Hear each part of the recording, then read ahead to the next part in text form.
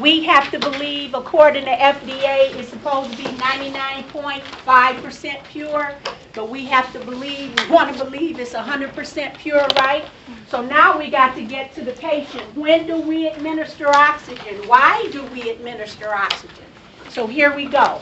In this module, you'll be able to identify and learn about the low gas flow systems and what they are, and what the high gas flow systems, what they are, and how we use them in respiratory care. And then, first of all, we have to learn about when oxygen is indicated and what we want it to do. Okay? So this is the heaviest module. There will be math, quite a bit of math in it. The math is not going away, but we'll get started today.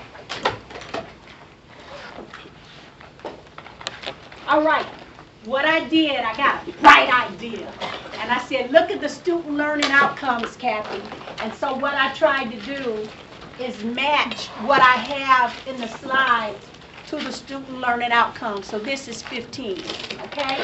Indications of goal of oxygen therapy. Well, before you talk about oxygen therapy, you need to know a little bit about blood gases, and you need to know a little bit about patient assessment. Now, I have indications of goal of oxygen therapy. I'm not referring to acid-base balance. I'm not talking about a pH. I'm not talking about a PCO2, and I'm not talking about a bicarb. I'm just talking about a PO2 and a SAT. Why? Because those are the two ways oxygen is carried in the body. Everybody understand that? So the indications for oxygen therapy are dealing with PaO2 and SAT only. Okay? And so now, if you never understood why I wanted you to know normal blood gases here, I don't have to give this to you and tell you to begin to memorize it. You know this already. But I'm breaking it down a little bit more. Normal PaO2 in the blood, you know, is 80 to 100 millimeters of mercury. That's based on room air FiO2. Right? You know that now. All right. A PO2 between 61 and 79 is considered mild hypoxemia. A PO2 of 46 to 60 is moderate hypoxemia. And a PO2 of 45 or less is severe, and it could be life-threatening. And then a PO2 value of 27 is death is impending. Okay? So when we have patients that have a PO2 less than 80, we need to consider what's going on with them, and also they may need some oxygen. Now, it's obvious. Let's just look at this. Let's say a person has a PO2 of 65 as opposed to a person having a PO2 of 45. Obviously, if you just think about it, the patient with the PO2 of 45 will need more oxygen than one with 65, right? Mm-hmm. So they may, yes, they'll need oxygen, but they won't need as much. Make sense? So with this module, we're going to begin to look at blood gases or tie in blood gases to a certain extent. And then based on whether it's a low gas flow system or high gas flow system, that's how we'll determine what apparatus the patient needs based on the capability of this particular apparatus to deliver an FiO2. So what am I saying? I'm saying that a nasal cannula does not deliver as much oxygen as a non-rebreather. So if a patient has a PO2 of 65, they probably don't need a high concentration of oxygen. They need a lower concentration of oxygen. Make sense? Mm-hmm. So this is why you're sitting in class, not only to identify the apparatuses, but when do you appropriately use them? We know. Just because a doctor writes an order doesn't make it, he's not a guide, she's not a guide, and I'm not minimizing medicine. But there's some patients, I don't care what the physicians write. If you do it, you can lose your license. So then you have to know the difference and then tell the physician, well, I can't do this because, but this is what I recommend. Okay? All right. And for some of you, I know Ms. Pope, maybe you saw it or didn't see it. She was quite frustrated this week because you are not bringing your equipment. Leave your kits here. And when it's time to go over this equipment, you'll have it. What purpose is it going to serve you at home if you have lab on a Monday and you don't bring your equipment kit? So make sure you bring your equipment kit, because forgetting it is not going to suffice. That's what you purchased it for you all to begin to learn and identify, touch, troubleshoot, whatever, with these particular apparatuses. So put it on your do notes. I got to bring these. Okay, so what you need to know again is mild hypoxemia, moderate, and severe. So in acid-base balance, we haven't gotten to oxygenation yet. So with that uncompensated respiratory acidosis, I haven't added a PO2 and a SAT. We're not ready for that yet. But when we do, you got to tell me it's hypoxemia or it's going to be wrong. So you got an uncompensated respiratory acidosis, and then you got a patient's PO2 at 50. And if you don't tell me it's hypoxemia, it's incorrect. Because with the acid-base balance, we include the oxygenation status. We're just not at that point yet in your interpretation. But everybody got that? Mm-hmm. All right. It's coming, I promise. Right. Okay, it's a little bit, but you can find it in your book. I don't know. This is my chapter 37, 38. I don't know where. 38. Good, very good in Egan's. And this is also in cardiopulmonary A and P, I believe, chapter 6. So it's the same thing. When you talk about indications for O2, this is overall general. What are the indications for oxygen? It's very general. Number one is hypoxemia. And emia is in the blood. Hypoxemia occurs first. Most of the time. It's only one time that it doesn't occur, and I'll explain which one doesn't. So hypoxemia occurs first. How do we know that a patient is experiencing hypoxemia using a blood gas? PaO2. PaO2 reflects external respiration, so we look at a PaO2 and we know they're experiencing hypoxemia. How do we know a patient is experiencing hypoxia? Tissue hypoxia. SaO2. The 2% is the PaO2, the 98% is the SaO2, right? All right. Okay. So number one, hypoxemia, yes, there are 4 types. I'll come back to it. So the patient has hypoxemia. Can we look at a patient? We really may not know the PaO2, but there's clinical manifestations, signs and symptoms, and I'll go through those there later in the PowerPoint, that may help conclude that we know the patient is hypoxemic. Number 2, increased work of breathing. Patient is short of breath.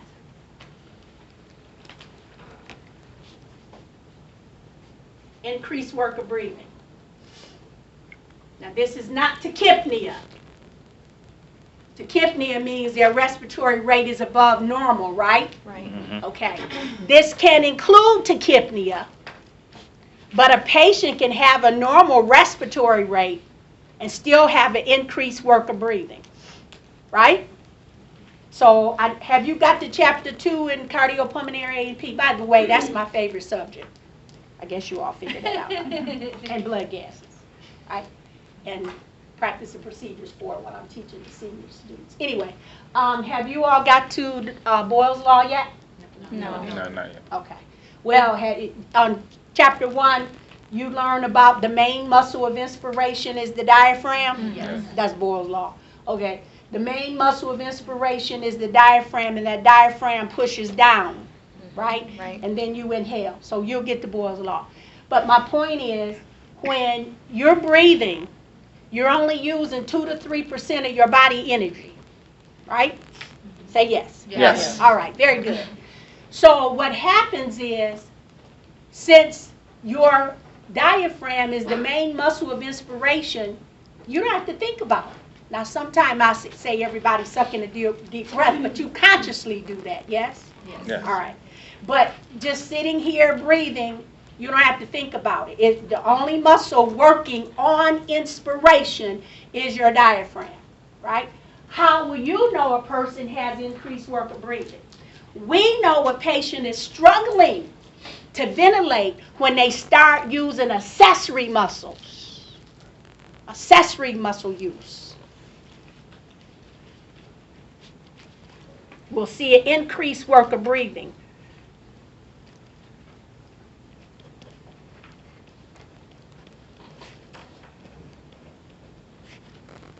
And we watch that. That's what therapists do. We watch that. So what I want you to do now, and boys have to get with boys because I don't want boys looking at the girls' boobs. I want everybody to stand up and get a partner. Stand up.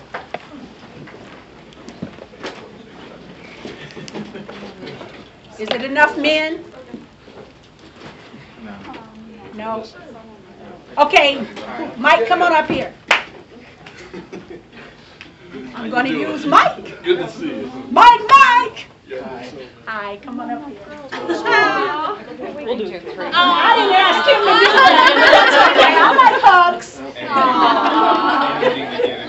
Okay, what I want you guys to start doing, what respiratory therapists do, if we don't know anything else, we know secretions and we know how a patient breathes. So what I want you to do, even after I ask you to do this, you can start observing your family, watch your children sleep, watch your spouse or whomever breathe.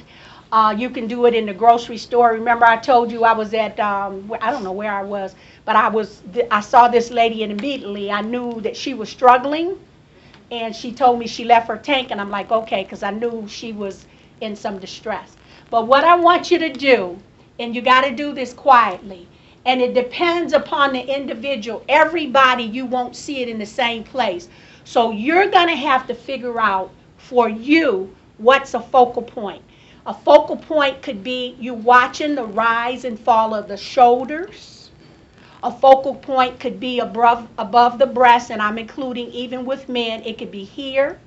A focal point for some women, depending on the sizes of their breasts, could be their breasts. Another focal point could be the sides, okay? So what I want you to do, and for some of you, because I'm asking you consciously to do it, it may be difficult, but I don't want you to take in a deep breath. I do not. I just want you to take your partner, and let's look at Mike. Mike, just stand there, and everybody see, everybody see if you can find a focal point. And it also depends upon how many clothes the individual has on. Now, in the hospital, the patients will probably have on a gown. It'll be easier, okay? But for an individual that has on, he's got on a shirt as well as this top, we may have to find something else. But what I want you to do, I'm going to ask Mike to take in a deep breath. And when I ask him, everybody, first of all, you're going to see his shoulders rise. And then you're going to see his chest expand. And when his shoulders rise and his chest expands, that's inspiration. And then another way we use that term, instead of saying inspiration, we'll say chest excursion. Okay?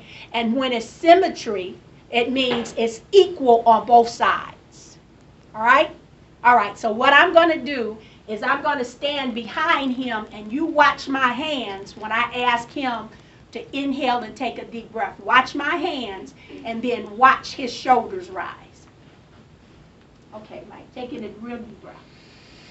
See my hands rise? Yes. You see his shoulder. Okay, exhale.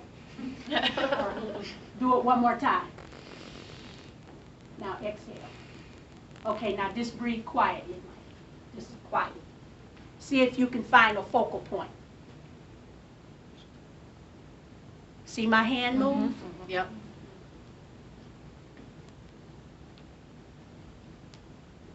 Okay. Do it with each other. Thank you, sir. All right. Share with your You got to be quiet. You got to be quiet to do this. You can't talk. Stand up, Autumn. I'm sorry. She can't see your chest excursion. You sitting down. All right. You can see, I was gonna say. If you can't see it, touch.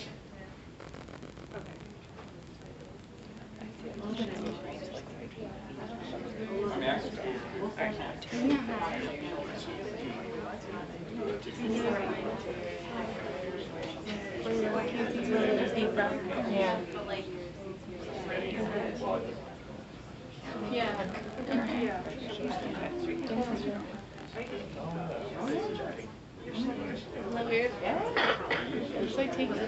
Did everybody see? Did everybody see? Did partner switch? Okay. Now I want one partner, excuse me, listen, I want one partner to get behind the other partner like I got behind Mike. Get behind. And now you're going to put your hands on the side in the periphery. This is lateral, or the periphery of their lungs. And then your partner, when I ask you to, suck in a deep breath, and then you will feel the chest excursion. You will feel the chest getting wider as they're inhaling. Everybody ready? And now you're not observing, you're just feeling. And when feeling is palpate. Let me clarify. We're not feeling for a thrill, we're feeling to palpate. All right. Okay, so we're palpating the chest. Okay? Up a little higher, almost under the armpit. Right, that's the good place, and that's called the periphery. That's called the periphery of the lungs. All right, now, partners, take in a deep breath. Feel your hands. Hold it. Now, exhale slowly. Suck in a deep breath again. Slowly, slowly. Hold it. Breathe easy. Exhale. So partners that were palpating, you felt it? Oh, yeah. All right, now switch. That was more than ready. All right. Ready? Okay, ready? Breathe in slowly. Hold it. Exhale easy. And what I'm teaching was a slow vital capacity, but we'll get to that later. Do it again. Slowly inhale. And breathe easy. Okay. Now I want you to face each other.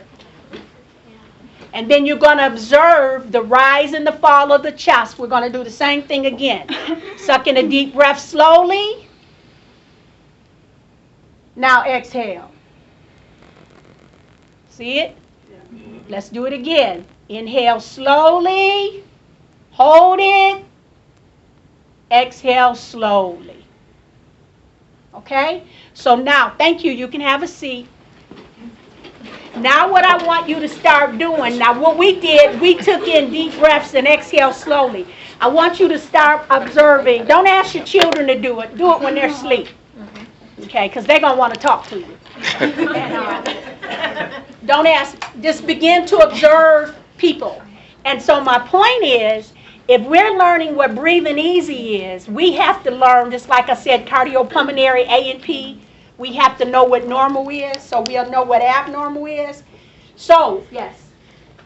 Lori has low hemoglobin, so when she was breathing normal, it wasn't consistent. Sometimes it was in her ribs, you would see it in her shoulder and in her chest. So with a patient like that, What does low hemoglobin have to do with ventilation? her shortness of breath, it wasn't as like You're sometimes crossing wires. Ventilation is one thing, oxygenation is another.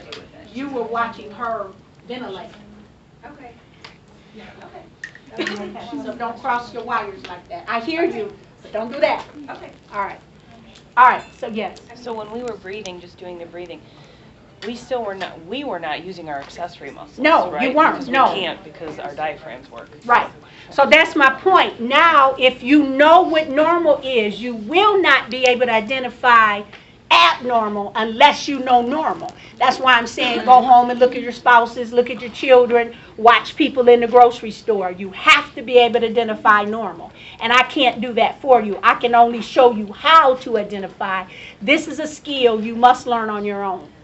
Okay? All right, so start doing it. Yes. Notice between Mendelson and I, when he took deep breaths, he had more of a chest rise, like when I had my hands under his arms. Well, you're supposed to get a Well, great no, I chest wasn't rise. feeling so much expansion outward as I was his chest going up. Same thing. So people work a little bit differently? Yeah, the heavier you are, you may go more up and not excurge. Yeah. People are different. But start watching. So back to increased work of breathing.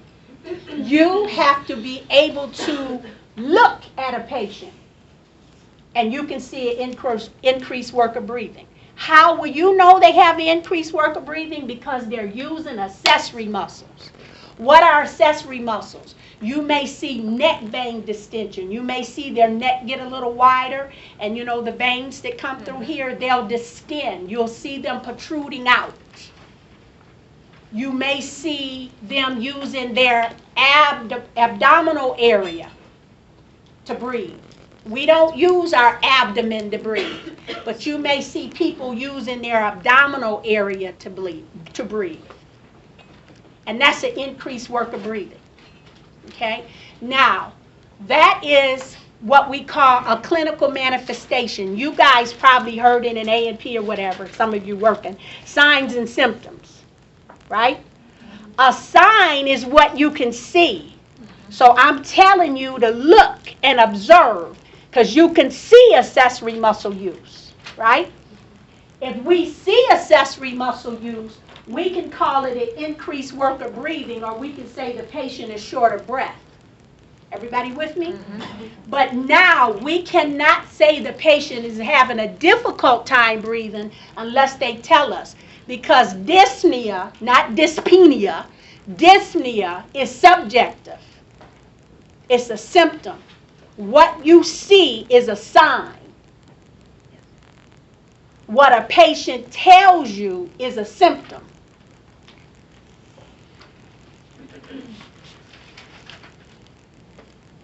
What you can observe, what you see is a sign. What a patient tells you is a symptom. So back to what I'm saying, increased work of breathing. I can see my patient is using their accessory muscles. I can see that they're short of breath.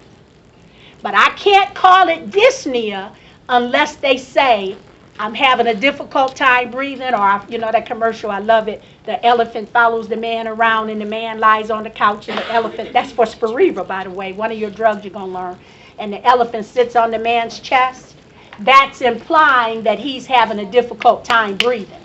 Okay? So once the patient says, I feel like I have an elephant sitting on my chest, or I'm having a difficult time breathing, or it's hard for me to breathe, then you can interpret that as subjective data and say dyspnea. Got it? If the patient is comatose, you can't chart that the patient is dyspneic because the patient didn't tell you anything. Does that make sense? Yeah. So signs and symptoms. Again, symptoms is what a patient tells you. It's only subjective. And I'm not talking about what the patient's family tells you. It has to be the patient. If the family's patient tells you this, you'll document wife stated so-and-so. Yes. I've been noticing, like, you know, when doctors are like, you know, when they come in to assess the patient, do you feel like it's leading the patient when they start going through a list, you know, and they're like, well, you know, have you had this, this, this, and this, you know, or do you feel this is this way, you know, or what's wrong? Because, like, if the patient's, like, very, you know. What's your question? Not pinpoint, but it's like, I mean, do doctors lead patients on with some of the symptoms? Like No, they need to know. Well, because I feel like, you know, are you having chest pain? Are you having difficult breathing? If the patient didn't initially say that, and then they start asking the questions, sometimes I feel like, well, yeah, no, you know. Well, some patients don't know, so the doctor has to tell them. Okay. Does it hurt? You know, if a patient is having chest pains, it could be cardiac or respiratory. Mm-hmm. I can say, yes, I'm having chest pain. And then the doctor has to find out, well, does it hurt when you take in a deep breath? Or does it hurt all the time? And if the patient says, yes, it hurts only when I take in a deep breath, then the physician knows that it's respiratory.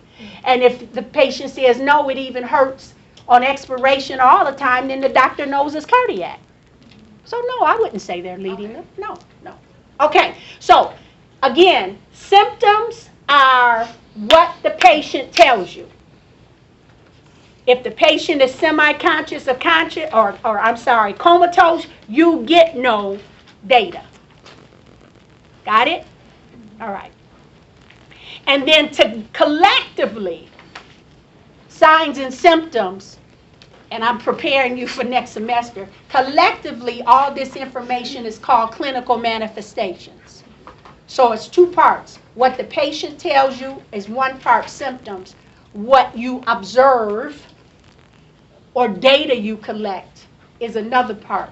But together, the signs and symptoms is called clinical manifestations. Got it? Any questions with that? Yes, ma'am. Okay, one, you said that you kind of disregard maybe what a family member said. I did not say that. I said you record the family said. I didn't say disregard. I did not say that. Well, no, I chose that word, but you said, could you rephrase them what you said prior to that? You have a husband who's comatose. Right. You get no subjective data because he can't tell you anything. However, his wife says he's been feeling bad for the past 3 days. Okay. You can document his wife stated that he felt bad for the past 3 days. Okay. But that's still not subjective data because the patient didn't tell you. I didn't say disregard. It's not subjective. There is a difference. All right? Okay, so back to the increased work of breathing. So we can see, observe, a patient has increased work of breathing. How do we know? Accessory muscle use. Patient short of breath. That's how we know. So that right there is an indication for oxygen therapy.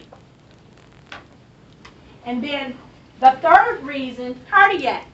So if you want to look at this, external respiration, internal respiration. See this? External, internal. So in most ERs, in most CCUs, protocol, patient come in with chest pain, and they don't have to wait to rule it out that it's cardiac. Patient come in chest pain, protocol, automatically set them up on a nasal cannula at 3 liters per minute, automatically. Even before a diagnosis is made, even before the physician sees the patient. There are going to be instances where you're not going to need a physician's order. Get your oxygen and use it. Why 3 liters? I just say it could be 4 liters, whatever. Anybody come in with chest pain, put them on oxygen. It's not very real. Because we know the indications. And then so the physician will come in and say, well, what's the diagnosis? Patient's asthmatic and they're going through mast cell degranulation. Do you think they'll have an increased work of breathing? Do you think they'll be short of breath? Yeah. Do we have to wait for a physician's order to give them oxygen? No. Give it to them.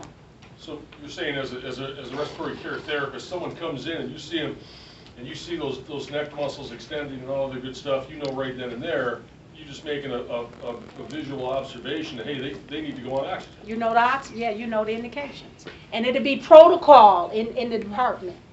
Okay. It'll be protocol in the department. And protocol means it's standard.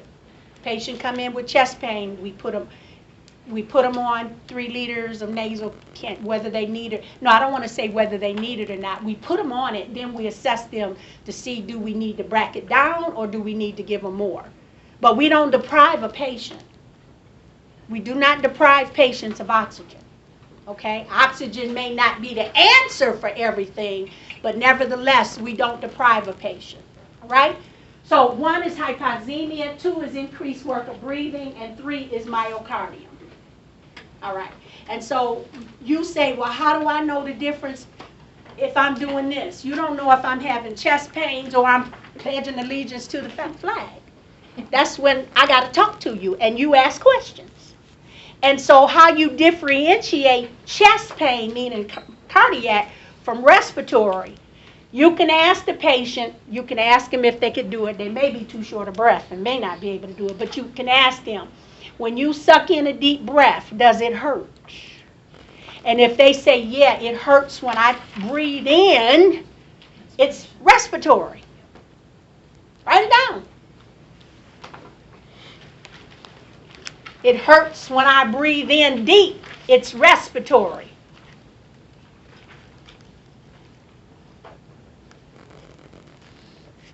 And then they say, no, it hurts all the time, whether I'm inhaling or exhaling. They may not use those terms. They may say while I'm breathing in or breathing out. And my neck hurts. They may say my neck hurts. They may not. But that's cardiac. When you inhale, exhale, and if they tell you, you can ask them. And that's why, Kendra, the physician, I said, is not being misleading. Okay. They need the patient to tell them something. They say, no, it hurts when I inhale, it hurts when it hurts when I suck in air, it hurts when I blow out air, and my neck hurts. I got pain around my left arm. That's cardiac. That's how you differentiate. All right? But if it only hurts on inspiration, it's respiratory. And it doesn't matter whether it's cardiac or respiratory, you give them oxygen. Okay? These are the indications. Now, let's go back to hypoxemia. These you got to know. The first one is hypoxic hypoxia. Hypoxic hypoxia. It says the patient is not receiving an adequate amount of oxygen while breathing ambient air. What's another word for ambient? Atmospheric. Well, we have 21% oxygen in the air, right? Mhm. So that has to tell you if a patient is breathing, inhaling just like you and I, and they're not receiving enough oxygen, that tells you something is going on in the lungs. I may not know what, but it's something going on in the lungs. Okay? Or another example, it could be when individuals do mountain climbing, they have to be trained. Because when they do mountain climbing, they're going higher than 1 atmosphere. And the higher you go, the less source of oxygen. So they have to be trained how to breathe in those atmospheres. First, they got to get up there, and then once they get up there, they have to be trained because the more pressure, the less FiO2. All right. So it could be some disease or condition is present to cause this, or the patient's at a high altitude, and that's the mountain climbing. Okay. 1 atmosphere is 760. Maybe climbing Mount Everest, the atmosphere may be 2 atmospheres. The pressure's higher, so it's going to be lower FiO2, and they have to be trained how to breathe up there. Okay, so let's talk about the asthmatic. Asthmatic comes in. They have accessory muscle use. That's an indication for oxygen. And because they're having those bronchospasms, they're trying to inhale room air, FiO2, and it's not enough. So the asthmatic, we know, is going to be in bronchoconstriction, and they're going to use their accessory muscles. And then we know they'll probably be experiencing hypoxic hypoxemia because they can't adequately get the oxygen in. Make sense? So what are we going to do for them? Number 1, we're going to give them oxygen. And number 2, because they're experiencing these bronchospasms, what's the second thing we're going to do? Give them bronchodilator. You don't need a doctor's order for that. That's why you're sitting right here in this class. Give them what they need. Give them some oxygen and give them a bronchodilator. Make sense? Mm-hmm. All right. That's the first type. B, anemic hypoxic. This is an individual that could have a decrease in red blood cells, and also, I don't have it up here, but I'm going there. Somebody's been in a house fire. Okay? They've been in a house fire. And we know that the end product of our cellular metabolism is what? Carbon dioxide. But someone's been in a house fire. And when an individual has been in a house fire, oh, I can't erase that. Well, I'm going to just tell you this. C period O period is cardiac output. Write this down. C period O period is cardiac output. I am not referring to cardiac output, but I got to put this up here for a reason. All right. Now what I'm talking about is CO. You see the C and the O, but C period O period, that's output. This is carbon monoxide. Carbon monoxide. Carbon monoxide. So I'll explain this and I'm going to stop. Oxygen and hemoglobin have a great affinity for each other. They've been in love with each other ever since they were in the 4th grade. They weren't high school sweethearts. They liked each other and were best pals even in the 3rd and 4th grade. It took them that long to figure it out. But even in the 3rd and 4th grade, they've been lovers. They love it. They love each other. Okay? And nothing can separate them apart. However, if an individual has been in a house fire, the end product of them smoking, them inhaling that smoke and all that soot in their lungs, or even, unfortunately, for some people, like if they sit in the garage and try to and attempt to commit suicide, and some are diligent in it, what they're doing, they're sitting in the garage, closed in the car, garage door down, and they inhale the fumes from the car, and you hear that they die of carbon monoxide poisoning. Or sometimes people who don't have heat, they will use heaters, and then we'll find out somebody didn't come to work, the kids didn't go to school, somebody checks on them, mom, dad, and all the children are dead while they were asleep because they inhale carbon monoxide. So carbon monoxide poisoning is anemic hypoxia. Here we go.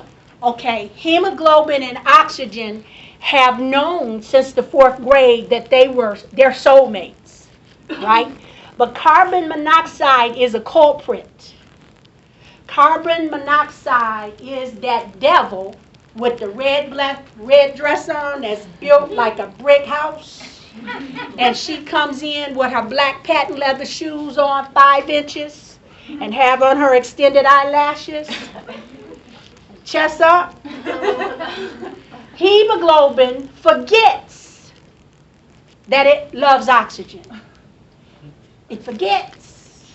I have a love for oxygen. And what happens is hemoglobin will then combine with carbon monoxide. And hemoglobin has an affinity, write this number down, 210 times greater for carbon monoxide.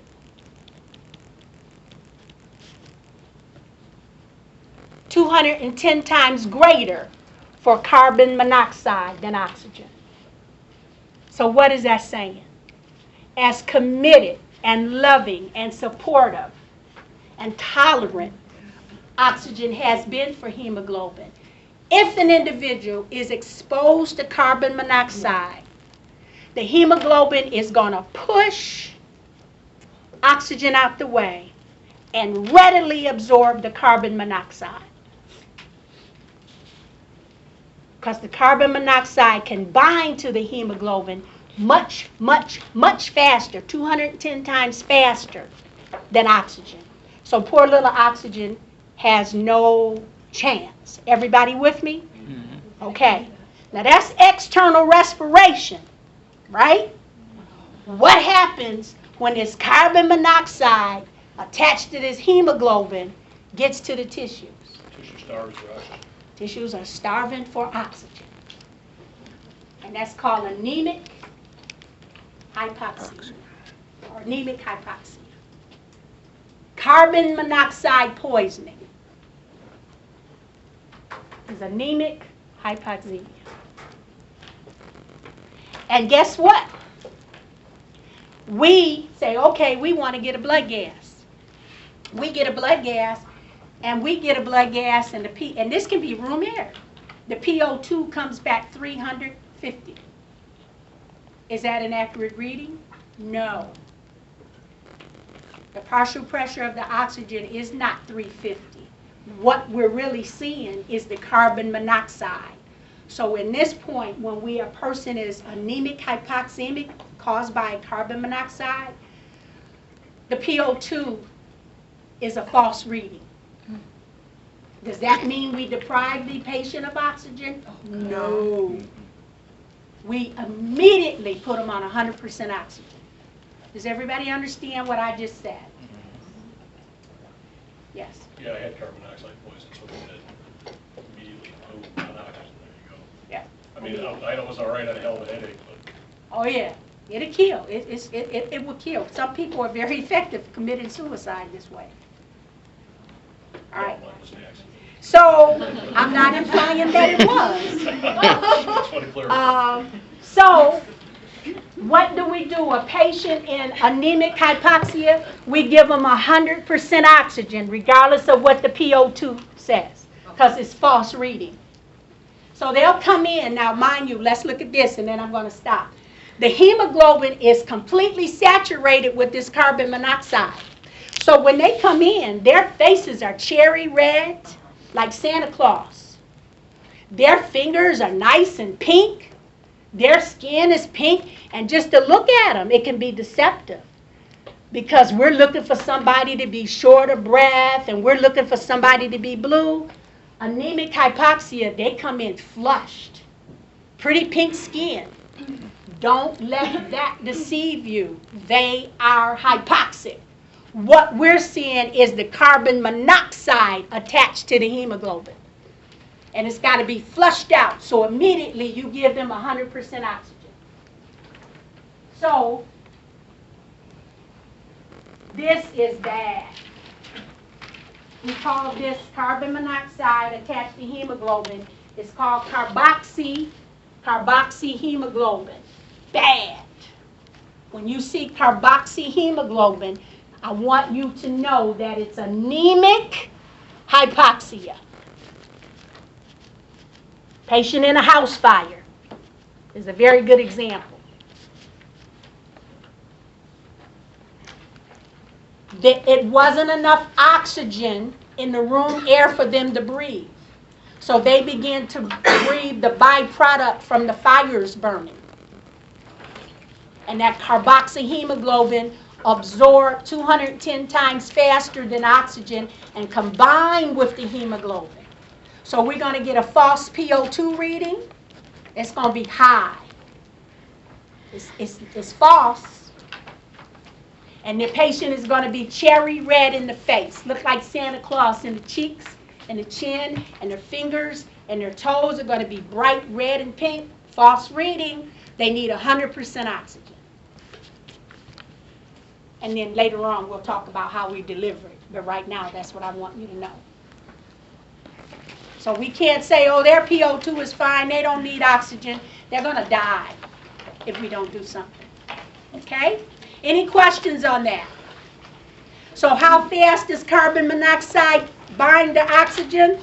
210 times greater. Faster than oxygen. So oxygen has no chance. Okay? So we'll pick it up there on Monday. And I will have your probably exams posted by tomorrow. I don't know if I'm going to do it today, but definitely by tomorrow. Okay? Any questions before I let you go? I'm going to try to have your workbooks done today so that I can give these back to you tomorrow. Any questions? All right. Chapter 38, you said, right? Yes. Okay, we're getting started. Module 2. Yes, ma'am. Just need to pull up that so we could look at the board. Yes, ma'am. Oh, yeah. I'm going to lift the screen. Don't worry, the numbers are not going there. I want to know, do you have any questions before I do that? That'd be good. Okay, now I'm going to lift the screen. God, you are. Oh!